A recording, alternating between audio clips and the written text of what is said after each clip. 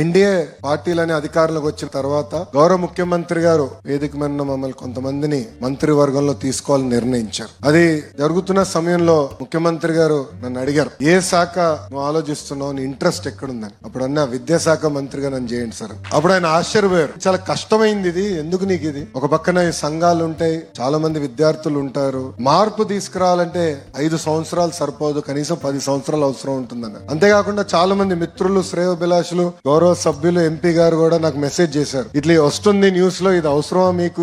IT industries అదంతా కొంచెం ఈజీగా ఉంటుంది, సూట్ బూట్ వాళ్ళతో మాట్లాడుకోవచ్చు, ఇంత కష్టం మీకు ఎందుకన్నారు. అప్పుడు వాళ్ళు చెప్పా, బయట అందరు అనుకుంటారు అన్నగారి మనవడు, బాబు గారి కొడుకు, ఈజీ లైఫ్ అని. కానీ మీరు చూస్తే ఎప్పుడు గెలవని నియోజకవర్గంలో నేను పోటీ చేశాను. మంగళగిరి నియోజకవర్గం మేము 1985లో గెలిచాం, దాని తర్వాత గెలవాల. ఆ నియోజకవర్గంలో పోటీ చేశా, 2019లో ఓడిపోయా. కానీ పట్టుదలతో మళ్ళీ నేను 5 సంవత్సరాలు కష్టపడి మొన్న ఆంధ్ర రాష్ట్ర చరిత్రలోనే 3rd హైయెస్ట్ మెజారిటీ నాకు మంగళగిరిలో వచ్చింది. ఇది మీ అందరికి ఎందుకు చెప్తున్నానంటే, జీవితం అనేది ఒక పరీక్ష లాంటిది. దేవుడు ఒక్కొక్కరికి ఒక రకమైన పరీక్ష పెడతారు. ఆ పరీక్షని జయించే శక్తి కూడా మనకి దేవుడు ఇస్తారు. ఈ మధ్యన చూస్తున్నా, ఒక ఎగ్జామ్ ఏదో ఫెయిల్ అవుతే ఆత్మహత్యలు చేసుకుంటున్నారు, ఆశ్చర్యపోతున్నా. అది నథింగ్, ఎందుకంటే సప్లిమెంట్స్ రాసుకోవచ్చు, మళ్ళీ పైకి రావచ్చు. దయచేసి ఇక్కడ ఉన్న మీరందరూ జీవితాన్ని ఒక పరీక్షగా తీసుకోవాల్సిన అవసరం ఉంది. నేను విద్యాశాఖ మంత్రి అయిన తర్వాత వేదిక పైన ఉన్న అధికారులందరినీ కలిసాం. అప్పుడు బోర్డ్ ఆఫ్ ఇంటర్మీడియట్ కమిషనర్ గా మేడం గారు ఉన్నారు, మేడం గారిని అడిగా. జనరల్ గా ఏప్రిల్ మాసంలో యాడ్లు తెగ వస్తాయి, 10th class inter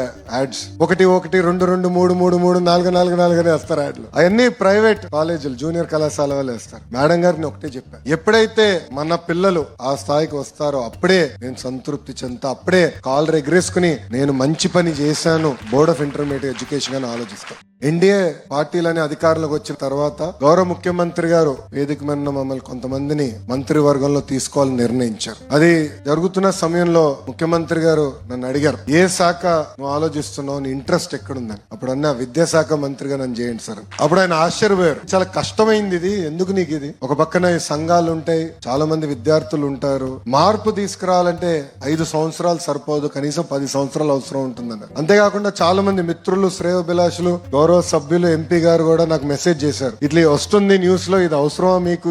IT industries అదంతా కొంచెం ఈజీగా ఉంటుంది, సూట్ బూట్ వాళ్ళతో మాట్లాడుకోవచ్చు, ఇంత కష్టం మీకు ఎందుకన్నారు. అప్పుడు వాళ్ళు చెప్పా, బయట అందరు అనుకుంటారు అన్నగారి మనవడు, బాబు గారి కొడుకు, ఈజీ లైఫ్ అని. కానీ మీరు చూస్తే ఎప్పుడు గెలవని నియోజకవర్గంలో నేను పోటీ చేశాను. మంగళగిరి నియోజకవర్గం మేము 1985లో గెలిచాం, దాని తర్వాత గెలవాల. ఆ నియోజకవర్గంలో పోటీ చేశా, 2019లో ఓడిపోయా. కానీ పట్టుదలతో మళ్ళీ నేను 5 సంవత్సరాలు కష్టపడి మొన్న ఆంధ్ర రాష్ట్ర చరిత్రలో 3rd హైయెస్ట్ మెజారిటీ నాకు మంగళగిరిలో వచ్చింది. ఇది మీ అందరికి ఎందుకు చెప్తున్నానంటే, జీవితం అనేది ఒక పరీక్ష లాంటిది. దేవుడు ఒక్కొక్కరికి ఒక రకమైన పరీక్ష పెడతారు. ఆ పరీక్షని జయించే శక్తి కూడా మనకి దేవుడు ఇస్తారు. ఈ మధ్యన చూస్తున్నా, ఒక ఎగ్జామ్ ఏదో ఫెయిల్ అవుతే ఆత్మహత్యలు చేసుకుంటున్నారు, ఆశ్చర్యపోతున్నా. అది నథింగ్, ఎందుకంటే సప్లిమెంట్స్ రాసుకోవచ్చు, మళ్ళీ పైకి రావచ్చు. దయచేసి ఇక్కడ ఉన్న మీరందరూ జీవితాన్ని ఒక పరీక్షగా తీసుకోవాల్సిన అవసరం ఉంది. నేను విద్యాశాఖ మంత్రి అయిన తర్వాత వేదిక పైన ఉన్న అధికారులందరినీ కలిసాం. అప్పుడు బోర్డ్ ఆఫ్ ఇంటర్మీడియట్ కమిషనర్ గా మేడం గారు ఉన్నారు, మేడం గారిని అడిగా. జనరల్ గా ఏప్రిల్ మాసంలో యాడ్లు తెగ వస్తాయి, 10th క్లాస్ ఇంటర్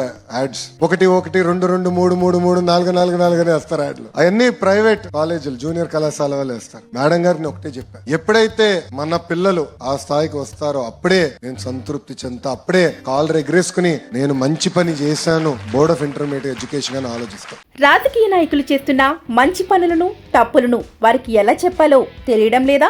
అయితే వెంటనే డిస్క్రిప్షన్ లో ఇచ్చిన పొలిటికల్ వారధి వెబ్సైట్ లో లాగిన్ అయ్యి స్టార్ రేటింగ్ ఇవ్వడంతో పాటు రివ్యూ రూపంలో మీ అభిప్రాయాలను తెలియజేయండి.